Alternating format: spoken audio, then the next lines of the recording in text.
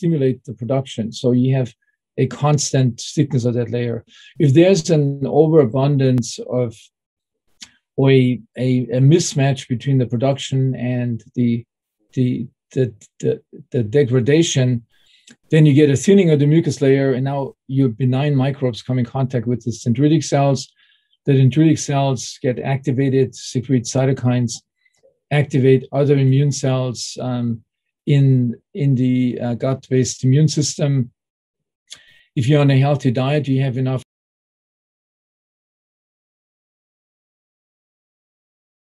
Hello, everyone. It's Doc M, your champion of well-being, and welcome to another episode of The Edge. This is the episode that I've most been looking forward to this week. It's the highlight of my week because the guest that we have, and I'll give you a little bit of an introduction of who he is someone that I've been following for many years, and he's considered the pioneer, the world expert in the area of microbiome and the conversation, I think that's a fair word to use, between the gut, the brain, and the immune system. When I went to medical school 20 years ago, I don't think we had a single lecture on the microbiome at all. It's really a very fast evolving space, and it's incredible as to how much it's now influencing the way practitioners deal with their patients, but also the role that it has in health and performance as well.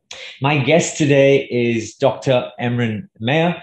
He is a professor of medicine, physiology, and psychiatry at the David Geffen School of Medicine at UCLA. He's the executive director at the Oppenheimer Center for Neurobiology of Stress, and he's the founding director of the UCLA Brain Gut Microbiome Center.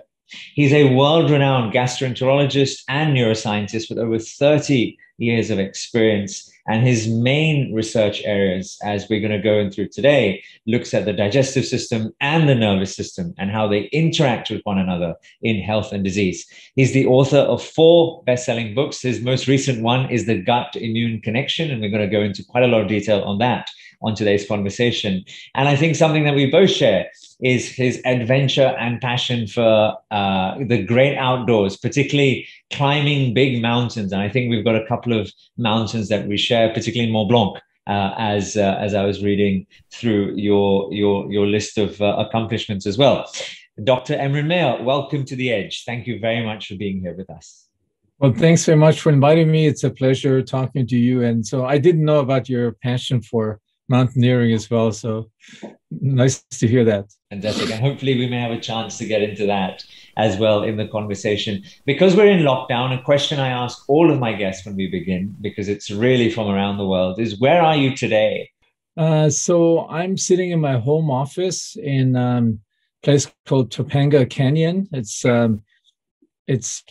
just north of Los Angeles. And yeah, we're sitting in a very fire-prone area, one of the most beautiful areas, this canyon, but also, particularly right now with the heat wave, we're essentially watching and listening. If you hear helicopters buzzing above us, we get ready to evacuate the house. So it's kind of this is a bad season. This is a bad season for us from now till the end of the summer. So. But it's always weighing, is the beauty and the location worth it to take the risk? This is, it's sort of a metaphor for life anyway. But yeah, and I've often heard you speak about the diversity of the microbiome and humans' propensity to destroy diversity. And I suppose in many ways it's quite appropriate for a metaphor for the greater world and nature as a whole. Well, I'm sure we all wish you and your family the very safe and best wishes, and hopefully this will be a season which is not as bad as what we've seen on the news and the television screens of seasons gone by. I'm going to begin by asking you about an area of medicine that you've very practically pioneered for the last so many years. And as I was saying in my introduction, a term which was not even mentioned in med school as little as 20 years ago, which is this concept of the microbiome. And for people who are watching who may not have a full appreciation for just how big an important area it is, I'm always flabbergasted when I hear this single statistic, which I've heard you speak about, which is the reminder that we are only 1% human beings. And the reason why that is because our genetic makeup comprises roughly 20,000 genes, whereas the genetic makeup of the microbiome, which resides inside of us, mainly in our gastrointestinal tract, is anywhere between 2 to 20 million genes. So that makes us just 1% of who we are. So we think of ourselves as humans, but really what we are, I imagine, and I'd love to get your view on this, is a traveling conduit for the microbiome, the 40 trillion to 100 trillion microbiome that live inside of us, and maybe just want to travel the world and have a good time. Yeah, and this is something that, microbes, I mean, this is probably one of the main reasons why microbes in the first place, billions of years ago, decided to set foot inside a floating digestive tube of a marine animal, tiny marine animal, the hydra, because it provided several advantages: free travel, protection against enemies, and a free stream of nutrients coming in one end of this. I keep coming back to this floating digestive tube with a nerve net around it, which was this first marine animal. So these advantages, you could say, microbes continue to take advantage of us, of our GI tract, as for these advantages of free food, because what microbes in our gut live from most of the time, unless we're fasting, is parts of the food that we ingest, all the food that contains fiber and that contains large molecules that are not absorbed in the small intestine, so they go down, to the large intestine, which is really the main habitat for the microbes. And it is remarkable, I mean, this difference in the number of genes. I think this is something we have not fully exploited yet, or just really scraping at the surface of it. What do these millions of genes really encode? We were beginning to unravel that. It's obviously many enzymes, it's many molecules. Many of them are related to communication, because before these marine animals arrived, it was 3.5 billion years that these microbes had to live float in the ocean, were the dominant life form in the oceans, much bigger than all the whales and marine creatures that later came. And so a big portion of that time was consumed by communicating and perfecting the language and the words and the alphabet of this communication. So I think what's in these genes, to a large extent, are these blueprints for words of that biological language. Yeah, and I think what's really interesting, and particularly now, I suppose, in a world which has changed so much in the last year, and we've really vilified and demonized germs as these bad things because of COVID, and rightly so for many people, their sort of heightened anxiety around germs, bacteria, and viruses.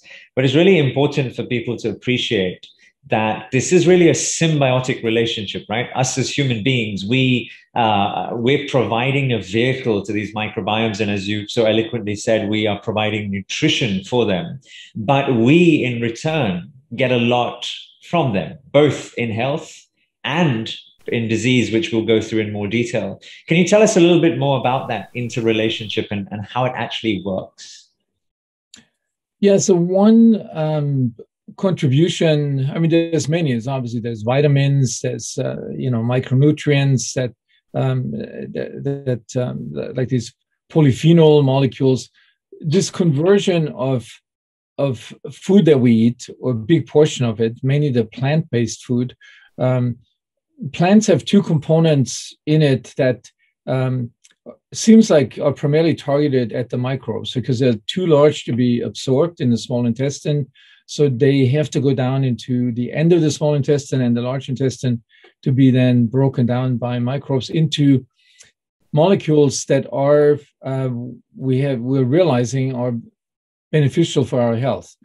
From the fiber side, a big portion are these short chain fatty acids. So these are smaller molecules. They come from the metabolism of plant-based fiber. And one type, the so-called butyrate short chain fatty acid, is an anti-inflammatory molecule that controls and suppresses inflammation in the gut, but also beyond the gut in other organs throughout the body. So a very important factor that keeps our immune system from overreacting and acting for too long is butyrate, is this micro-produced molecule that, without that, we would have even more of the kind of diseases that we see today from, we come back to this later, most of these chronic non-infectious diseases, which all are an indication of a immune system that's inappropriately in an activated state, in a low-grade activated state. The other group of molecules that the microbes, give back to us in a beneficial way are these polyphenols. They were labeled antioxidants based on their properties when you put them into a cell culture or into test tubes. But if you ingest these polyphenols, which are also part of every plant and every fruit, then they cannot be absorbed, just like the fiber in the small intestine. They go down again into the microbial realm. And the microbes break them down into smaller molecules, phenolic compounds, and then they are being absorbed and they circulate throughout our body, including the brain. And some of these functions we don't even know. Some are antioxidants, but there's many more of those functions that come from these polyphenols. So two major components to our health that we are suffering today because we're not, we have deviated from a healthy diet that has a large component of plant-based foods, with exception, I think India is in some ways an exception with all the people that are vegetarians. So these, in simplest terms, this is the big contribution that the microbes make to our health. There's many others. For example, our protection against pathogens and viruses is this complex ecosystem that we have in our gut. So any ecosystem made up of trillions of players, 1,000 species, tens of thousands of strains, make up a very complex ecosystem. And ecosystems are good in providing resilience, resistance, and stability, for example, for infections or for any perturbation.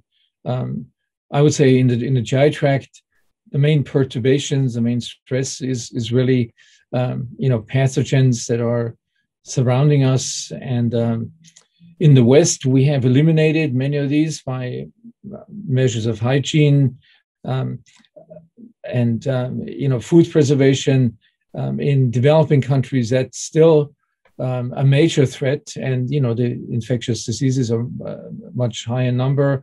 So there, the complexity and the abundance and of the ecosystems are even more important. So defense against infections, kind of the opposite what we think about when many people think about microbes.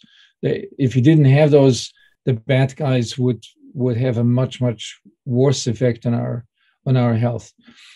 And then there's a lot of other molecules that we're beginning, to unravel that microbes produce or help producing. So, for example, serotonin, a molecule that's well studied in terms of its multiple effects on the brain, but also this is made out of an amino acid that we ingest. But there's also other molecules like cannurinine, which is a bad molecule that plays a role in neuroinflammation and neurodegeneration. There's also the indoles, which can have positive and negative effects. That's just one example in the tryptophan metabolism. So tryptophan is something that we absorb in the small intestine, then it circulates, it's taken up into the brain as well. But a big part of that tryptophan is converted by microbes into other health promoting substances. Yeah. And one principle I just mentioned with many of these metabolites is kind of a yin and yang situation. There's always metabolites that have a positive effect, and others from that same starting molecule have negative effects on health.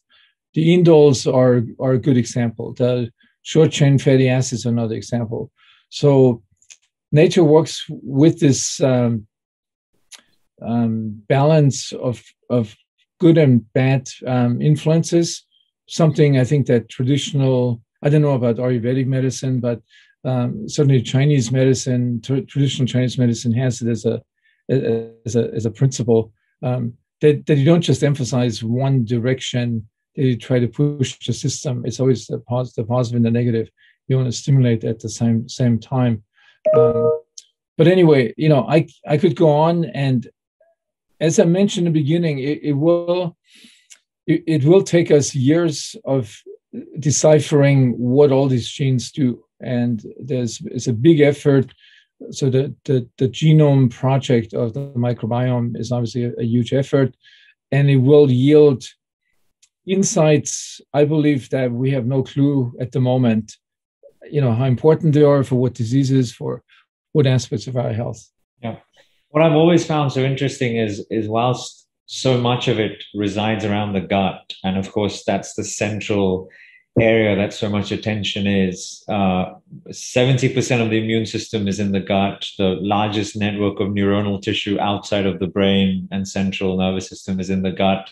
And there's just so much of interconnectivity with your work. And therefore, this area is more than just gastroenterology. It affects metabolic disease, it affects oncology, it affects neurodegenerative disorders, a whole host of things that we'll talk about on this conversation. If we look at it in definitional terms, or rather in aspects that we can sort of define and understand where we are today, a typical microbiome of an average healthy human being, can we get an estimate from you as to how big it is in terms of weight, in terms of number of organisms, and the diversity of organisms that a normal, average, healthy human being should have? Yeah, so I mean, the term microbiome essentially refers both to the actual players, or the microbial organisms, and their function, their genetic material. The microbiota would just talk about the microbes themselves. Microbiome is really that whole system, and it's made up of bacteria, of viruses, of fungi, and of archaea. So it has different components. The biggest component are the bacteria. It's been estimated, and to be about 40 trillion. There have also been estimates earlier about 100 trillion. I would say 40 trillion right now would be something that most people agree on. It's an ecosystem. These different microorganisms, like the viruses, for example, interact with these bacteria in a way. Most of the viruses are phages, which means they live off bacteria. So they kill bacteria and control. Play a big role in the control of the population of the bacteria. We're just beginning to understand the viruses. In a recent paper characterizing, I think it was 8,000 of these viruses. So that's going to be a very interesting question, because right now we're all focused on the relative abundances of the bacteria. We think if we have a greater abundance of firmicutes or Bacteroidetes, that's the main thing. Well, the question is, where does this come from? Does this come from potentially from difference in the viruses that suppress in one individual, one category, one taxa more than another? The fungi, I think we know again, very little about it. I mean, fungi are a very interesting life form in the soil. There's very interesting concepts about these mycelia networks, these huge networks in the soil that connect trees and certainly must play also a very important role in this overall ecosystem. So the ecosystem that we currently focus on is the bacterial one. And we have about 1,000 species. We have kind of categorized them in those that are health promoting, and that's mainly based really on their ability to produce these short chain fatty acids, these butyrate. All the ones that are high butyrate producers are considered beneficial. If they're decreased in numbers, typically that's associated with conditions of chronic non-infectious diseases like diabetes, metabolic syndrome, cardiovascular disease, and those that do not produce those are considered, not as beneficial. A unique property, as you mentioned earlier, more impressive than the numbers, is the numbers of genes, and that gives them several advantages. One is, for example, they can do something. They can break down what's called like foreign substances or xenobiotics, of substances that microbes have never seen in evolution, like our medications, like all our chemicals we use in pesticides, in the environment, food production. They have the ability, because of this richness in their genes, to break them down into metabolites, which may be a good or maybe a bad thing. For example, the breakdown of glyphosate into absorbable molecules. So glyphosate, that main herbicide that's being used in industrial agriculture, by itself is not harmful to humans, but it's never been tested really in an intact human GI tract. So if you put it together with the microbes, there's a pathway that we humans don't have, but microbes have, the Shikimati pathway. The microbes can break it down into molecules that are likely harmful for us. And that's probably true about many other chemicals. With medications, it's a different thing. So when they break down, when they metabolize medications, that can be beneficial for the absorption, certainly has many influences on plasma levels or brain levels. For example, in the treatment with L-DOPA for Parkinson's disease. So the microbes play a big role in determining how much L-DOPA is actually able to be absorbed and then get to the brain. So many functions, many of which we don't know.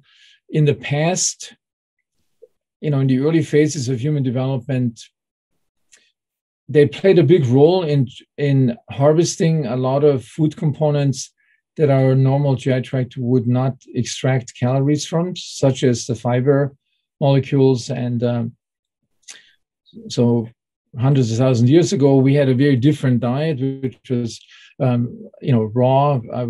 Humans didn't have fire to process it.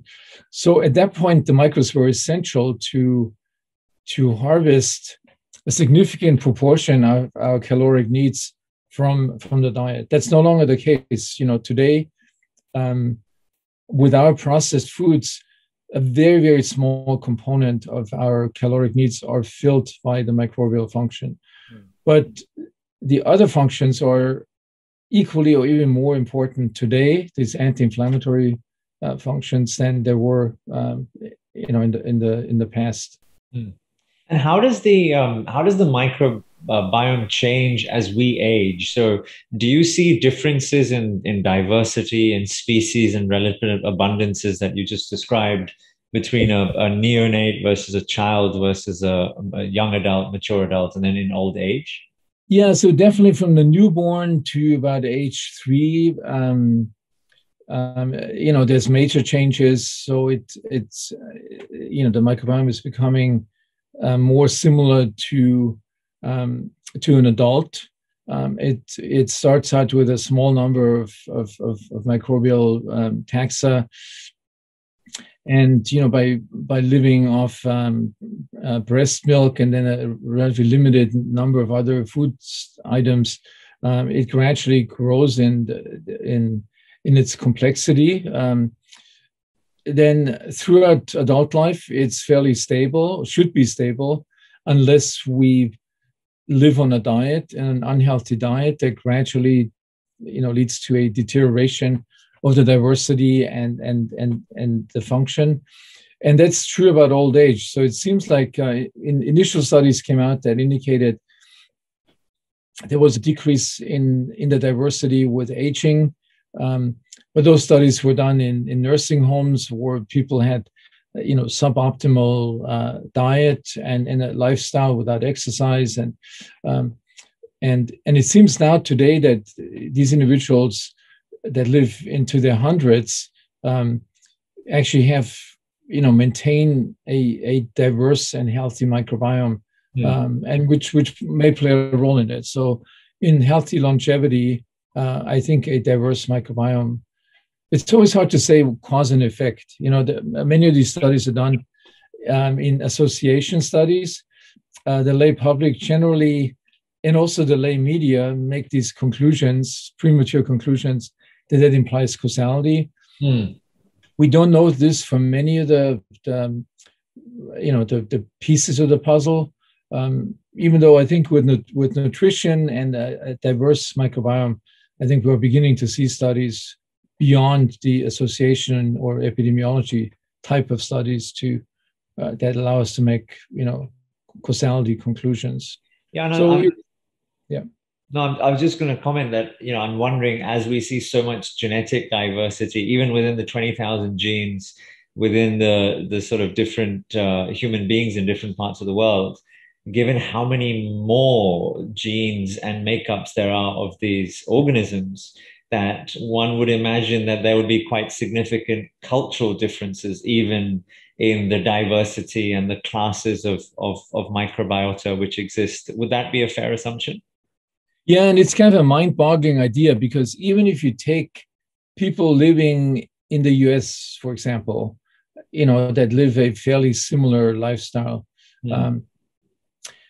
only about 10% of the strains are shared between individuals. So if you sit in a group of 10 people, each of those 10 people will only have the same makeup at the strain level. So this is the most granular classification level. And so, there's, for example, if you take a species like E. coli, there's, I don't know exactly the number, but there may be 20 or 30 strains, and that applies to all the microbes. Some have more strains than others. So if you go down to that strain level, there's a tremendous diversity between individuals. So now you go to a different country, you can imagine, with a different diet, a different genetic makeup, that is even bigger. So it's sort of a puzzle, really.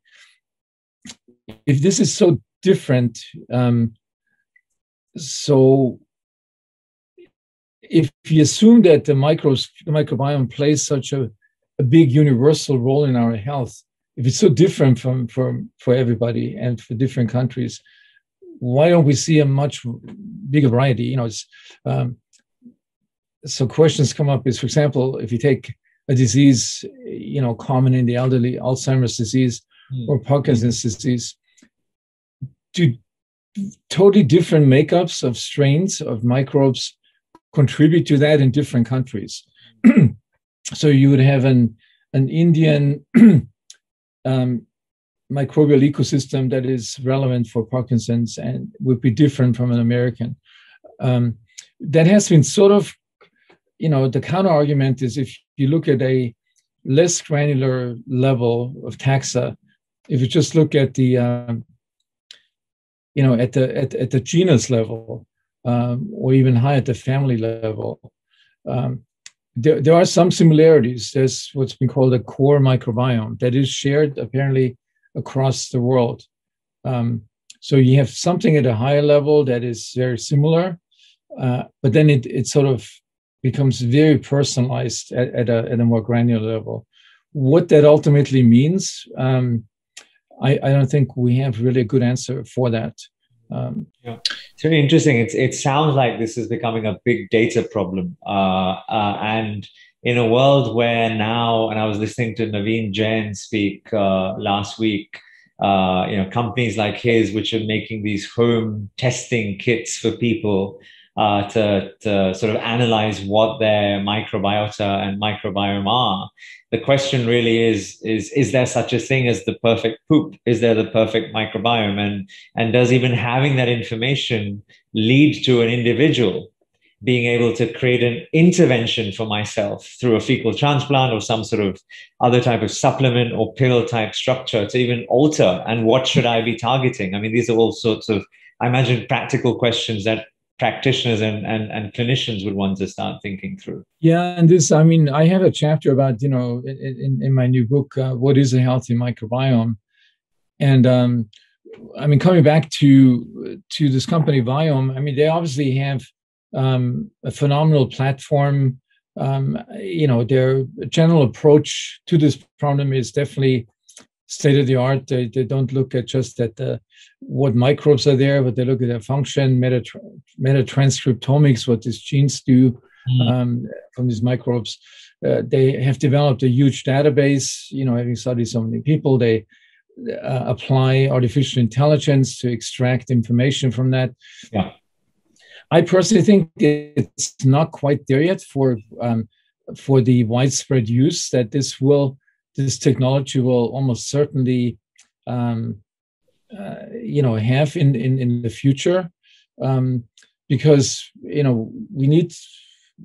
I mean, they have to be controlled studies, just like in any other field of medicine, that you can really say, if I do an intervention in individual A who has this pattern, and I do the intervention based on what the artificial intelligence tells me, that this actually has the desired effect. So we don't have that yet. Viome is working on these studies, and they're very innovative techniques of doing online, clinical trials. So most things that this company does are pretty innovative and cutting edge. But the answer to your question, that's my personal opinion. I don't think we're quite there yet. Before we move on to the next segment, I just wanted to ask one last question on the sort of the makeup of a microbiome, and that's really the environmental effects that impact the composition of it. And there are two that immediately come to mind, given that we're living in lockdown with a heightened sense of anxiety around the world and a viral infection. Number one is the effect of stress on the microbiome. And the second, particularly in developing worlds like India, where we're seeing such a significant prescription of antibiotics, is the effect that putting these exogenous chemicals and antibiotics in, and how it affects our natural flora as well. So if you could quickly talk about those two things, that would be great.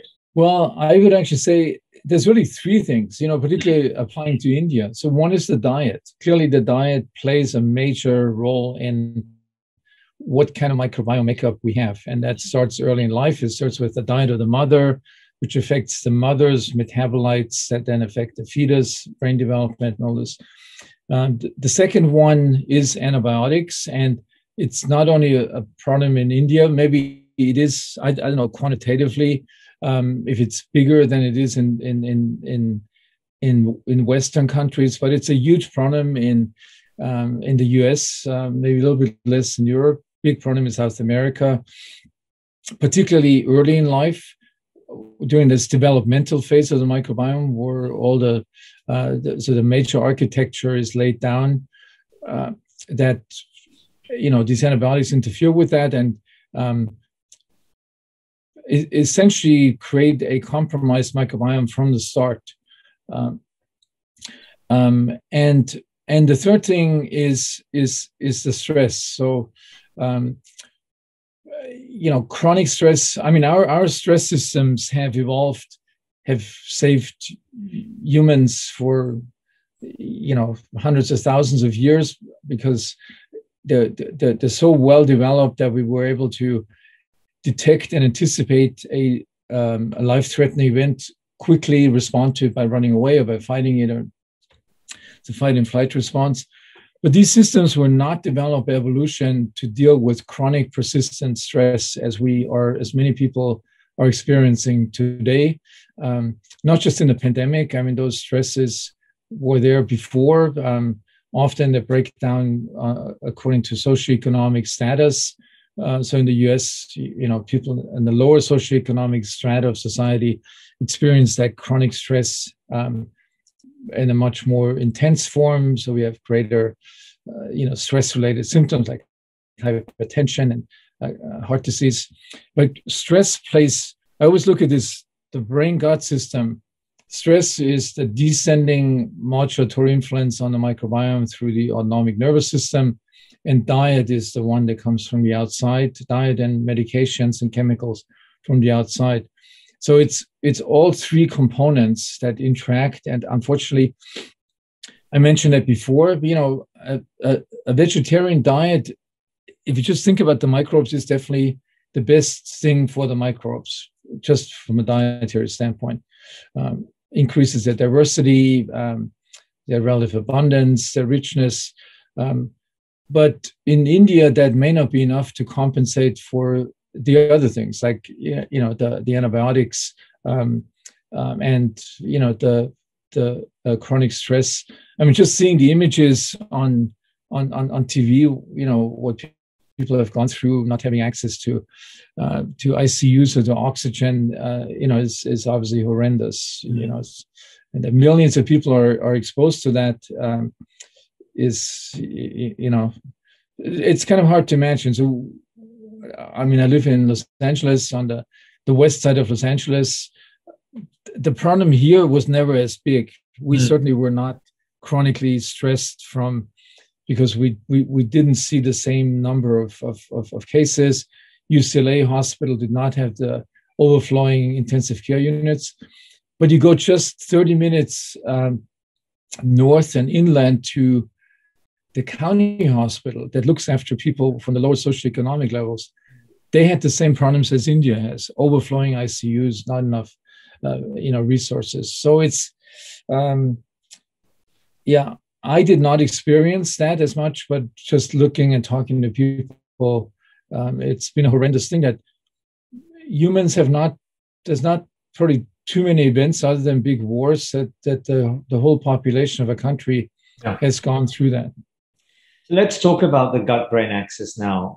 Let's change tack a little bit, and I suppose the basic question to ask is from an evolutionary point of view, why do we even have that connection? What is the benefit that the gut and the brain should be connected to one another and should be talking to each other? Yeah, so I come back to this tiny marine animal. I think it was about 500 million years ago that this interaction, that in the ocean interactions of the microbes with this marine animal happened. But if you look at this hydra, tiny tube surrounded by a network of nerves. These nerves basically allowed this tube to move, to float around, but also to regulate the simplest form of peristalsis. There were probably also a few endocrine cells that played a role as well. But so from the earliest evolutionary stages, there was this close, intimate connection between what turned into the digestive tract and a primitive form of the nervous system. That design actually stayed all the way to today's mammals, including us humans, but it stayed also with all the other animals, that we have a nervous system surrounding our gut. If you look at micrographs of the gut of a guinea pig or a mouse, and compare it to a micrograph of these marine animals, these early marine, it looks very similar, the nerve net surrounding this.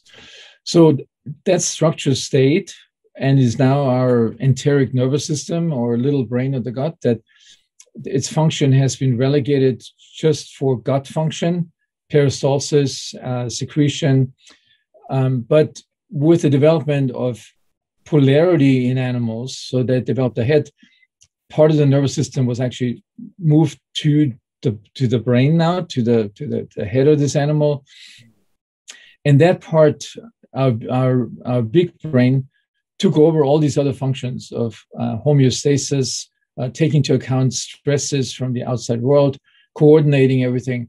But there has been sort of this almost, continuous evolution from a nerve net around a digestive tube to the enteric nervous system to our brain, and the genes that make the neurotransmitters, for example, came from the microbes that transferred them to these nerve nets of the primitive marine animals.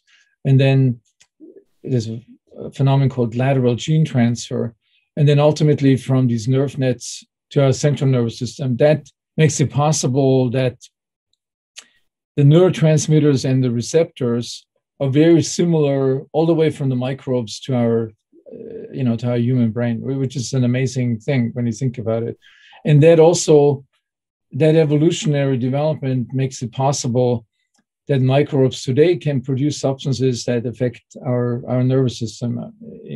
Because when you think about it, how could this invisible army of microorganisms talk to our brain? It wouldn't make sense otherwise. It's quite mind-blowing to think about it from that perspective. So when an individual thinks about the gut as well, the gut is comprised of, and this is more for the non-medicos watching, so many different aspects, right? You've got the esophagus, the stomach, it then leads into the early parts of the small intestine, the duodenum, etc., small intestine, and the large intestine. When you look at the distribution of the microbiome along that entire length of gut, can you talk to us a little bit about the sort of specialization of the different parts of the gut to do different things, and where the microbiomes are located and the different things they produce accordingly? Yeah, so there's a well-known gradient in the density, diversity, and richness of microbes from really starting in the oral cavity. We actually have quite a sophisticated, that's kind of the exception, quite a sophisticated oral microbiome. A lot of it is known about three-dimensional structures, communities, how these microbes interact in our mouth. But if you go through the esophagus into the stomach, just a few microbial taxa. H. pylori, got the most attention early on in terms of its role of being an important factor in the development of peptic ulcer disease. And that's quite a specialized microbe living in this harsh environment of acid, concentrated acid in the stomach. Then as you go further down, they gradually increase in their numbers and diversity until you get into the end of the small intestine, the ileum, where there's now a fairly developed ecosystem. But then when you go actually in the large intestine, that's when you get the maximum expansion to the greatest diversity, abundance, and the richness. And even in the colon, the large intestine, the composition varies between the right side of your colon, the middle part, and the end of your colon. They're all specialized depending on, they're pretty specialized depending on the likelihood that unabsorbed food components reach those areas. Because there's fermenters that break down plant-based products. There's other kind of microbes that are specialized in breaking down proteins. So depending on with a normal diet, what these different food components reach these microbes, their specialized communities. And we're really just beginning to characterize this in detail. For example, you talked about these stool tests. So with these stool tests, we just get a snapshot of everything mixed together. It doesn't give us any spatial resolution about specialization, which will be very important to know at some point, particularly with therapeutic interventions. Do we want to target a group of microbes in the small intestine, in the ileum, in the right side of the colon? And there will be mechanisms. We already have those kind of drug delivery systems that can target their load to certain parts of the GI tract, depending on their pH and environmental factors. So there's a lot of these developments that are dependent on getting a better handle in humans about the spatial architecture. And you can imagine it's hard. How do you sample except you're putting tubes into people, from different parts of the GI tract? You can't really do this as a routine exam. There's some mechanisms now where you have capsules that can selectively sample, and then you have to, collect the capsule once it's expulsed with the stool and analyze it, and what happened in the duodenum. But those are still in their developmental phase. I think we're not quite there yet. And a term which has really grown in popularity in the last sort of 10 years, I would say maybe, is this idea of the leaky gut syndrome. Sort of subclinical inflammation causing sort of the movement of the epithelial tight junctions away from one another and allowing cytotoxins to seep into the bloodstream. How is that interplay with microbiome and the food that you're eating creating these conditions? And are there particular factors which can really exaggerate them in people? Yeah, and again, this is sort of a central, thesis of my book, how diet affects microbes, which then lead to this compromised intestinal barrier. And it's important to say, leaky gut implies that there's actually microbes escaping or being translocated through the bowel wall into the systemic circulation. But the process starts earlier with there's another barrier that makes up this intestinal barrier, which is the mucus layer, which is in a healthy individual on a healthy, largely plant-based diet, thick enough so it keeps the microbes away from any receptors that are, for example, on dendritic cells that kind of stick into the gut lumen. So there's no contact between the benign microbiome or between pathogens and the gut-based immune system under healthy conditions. That the production of this mucus layer is dependent on the abundance of microbes that can stimulate mucus production and play a role in mucus homeostasis. So some microbes feed on the mucus layer. They're sugar molecules. So if you fast, for example, your microbes will actually gobble up some of the mucus layer, but at the same time, they will stimulate the production. So you have a constant thickness of that layer. If there's an overabundance of, or a mismatch between the production and the degradation, then you get a thinning of the mucus layer, and now your benign microbes come in contact with the dendritic cells. The dendritic cells get activated, secrete cytokines, activate other immune cells in the gut-based immune system. If you're on a healthy diet, you have enough short-chain fatty acids that contain that inflammation, that immune activation process. But if you don't, it will progress. Then the cytokine production in the gut-based immune system will allow these cells that line the gut, these epithelial cells, to move apart, to loosen their tight junctions. And now you get this phenomenon of translocation, that intact microbes can get into the systemic circulation.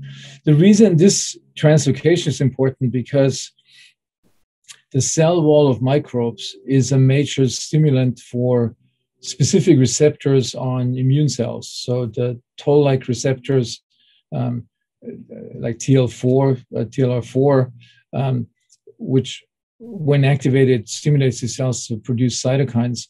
So once the microbes, the intact microbes, get into this immune layer, just their physical presence of their cell wall and the contact with the immune cells triggers the alarm bells for this, a major cytokine production. So this is seems like a fairly simple mechanism, and the reason it's so much linked to diet, because so the standard American diet, that's devoid in plant-based components, that has all these other things in it, like high consumption of red meat and animal-based fats, and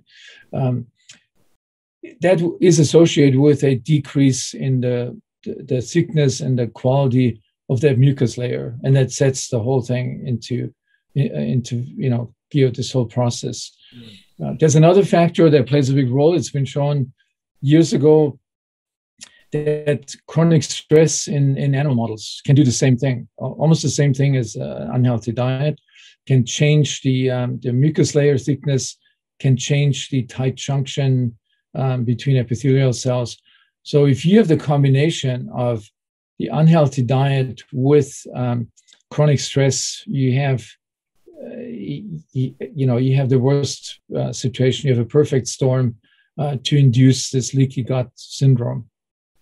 Yeah, it's once again quite incredible to think that it's the basis of so many things that then go wrong with the rest of the body, right? This sort of low-grade inflammation, which is just rolling on and on and on in the background of patients, that can lead to so many diseases. In the last few minutes, something which I'd love us to talk a little bit about before we close is the effects that all of this have on brain health. And with two particular areas. One is, of course, the neurodegenerative disorders, neuroinflammatory disorders which exist. But secondly, when it comes to mood disorders, depression, etc. Because I just find it so fascinating that so much of what we're essentially talking about now, whether we call it functional medicine or holistic medicine, is around this concept, which I imagine is central to your thesis, which is the role of food, good, clean, natural food, and the effect that beneficial effects it has on health. So let's talk a little bit about mental health and brain disorders as well. Yeah, so this is a field. I mean, as you say, all of our chronic non-infectious diseases can be traced back to this leaky gut. So I won't expand on that further, ranging from colon cancer to cardiovascular disease to fatty liver, to the brain diseases. So in terms of the brain diseases, I think the evidence for an effect on mood comes primarily from animal experiments, and much more difficult to prove that in human studies.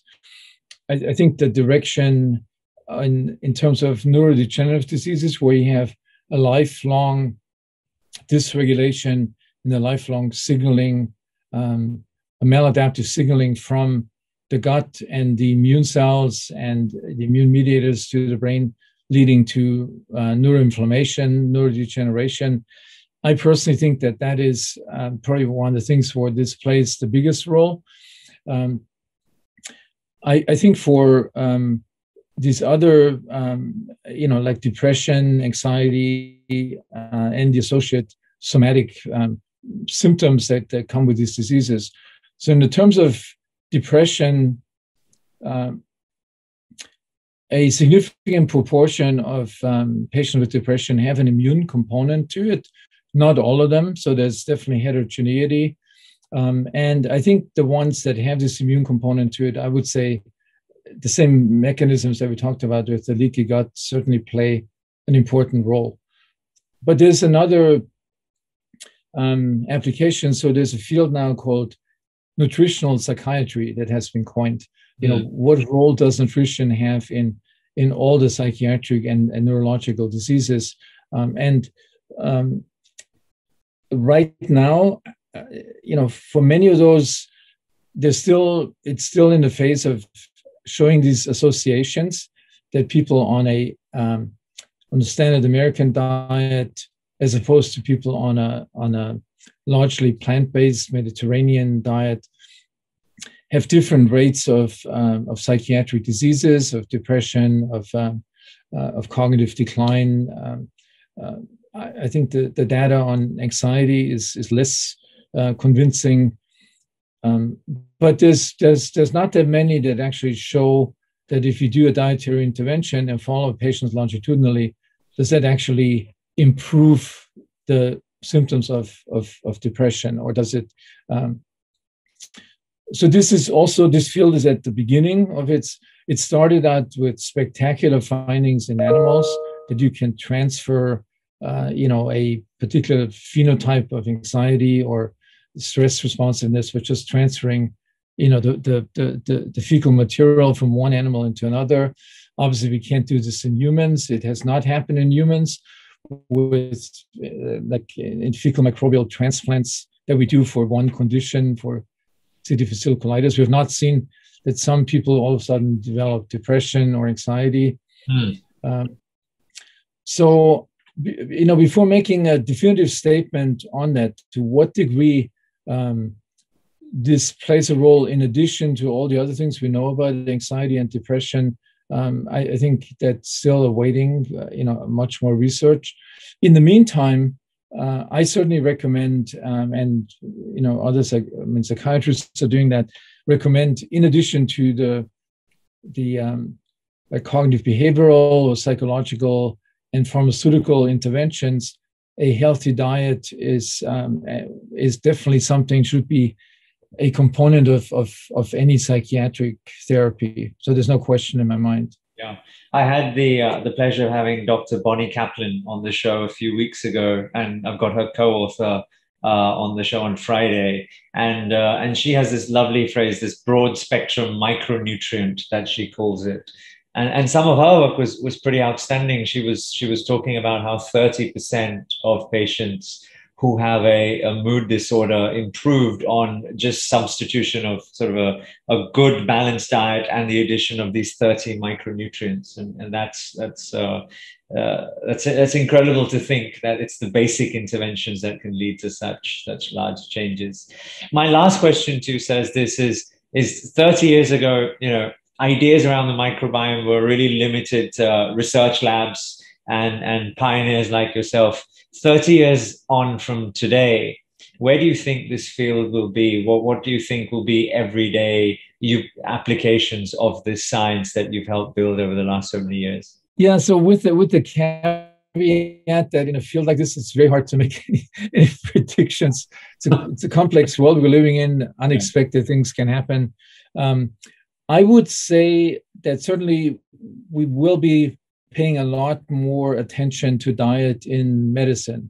And I think the way the diet field will go is we will have what I would call a default healthy diet, which is a diet that's primarily focused on the benefit of the microbes to create the most diverse, most abundant, richest microbiome, which is a largely plant-based diet. So I think that will stand, and then we'll, based on combination of genetic testing and stool testing, microbiome testing in the stool, we'll have subsets of that diet that are targeted for people, like with, obviously for celiac disease, but also people with certain forms of depression, Alzheimer's disease. So there will certainly be, I think, hopefully a general acceptance and an end to these endless, almost culture wars about which diet is better. Is it the carnivore or the omnivore or the vegetarian? Hopefully that will disappear. We'll have a consensus on one diet that's optimal, with personalization of that optimal, universal diet. I think we will have the testing. It could be stool testing, but it could also be testing of metabolites, of microbial metabolites in the blood, which is obviously it's simpler, and there could be non-invasive techniques of doing that in the sweat, for example. So there's now techniques. You can put something on your arm, and it will measure up to 12 different metabolites. I think that's something very exciting. I think we will have techniques such as an expansion of fecal microbial transplants. I don't think that those transplants will be done with stool, but with consortia of microbes that we have identified play a big role. That will require to overcome something called colonization resistance, so that you're actually able to insert that new community into the existing microbiome. I think that will be extremely important, a step forward to treat many diseases, and also to prevent the continuous decline in diversity in developed countries, industrialized countries. Because one of the things, and people have said this even before the pandemic started, that we may see a series of, with increasing frequencies of pandemics, because we're losing this diversity of our gut microbiome. And so these novel forms of microbial transfer treatments, even in newborns, might be a way to avoid this. So I'm optimistic. I think we humans will figure out ways to counteract the sort of negative trends that have been going on since World War II, the end of World War II. But the way we have been going, it's really worrisome. Throwing billions of healthcare dollars to diseases that could be prevented by paying attention to feeding the microbes the healthiest diet, and at the same time throwing millions, I don't know if it's billions, of antibiotics at our microbes. So there's definitely ways, sort of easy ways to change that current trajectory, which is not good. Well, listen, I literally have pages and pages of questions that I didn't have a chance to talk to you on, and we could go on for many hours, but I want to be mindful of your time. For people who would like to know more about your work, I imagine they should immediately go out and order your book, your latest book, the Gut Immune Connection, which is available globally now. It's available in all the English-speaking countries, and it's available in a handful of other countries. My first book got translated into 16 languages, so hopefully that will happen as well. People can also go to my website, emeranmayer.com, and sign up for a free newsletter, and we'll receive a lot of information, that's contained in the book, in that newsletter and on the website. Fantastic. And we'll make sure that all of these links are put in the show notes as well. Ladies and gentlemen, you've been listening to one of the pioneers of the microbiome and the research around that for the last 30 years. We've had the great pleasure of having Dr. Emeran Mayer. Thank you so much for being with us on The Edge. It was a pleasure. I really enjoyed your sophisticated questions. And hopefully we can do this again sometime in the future.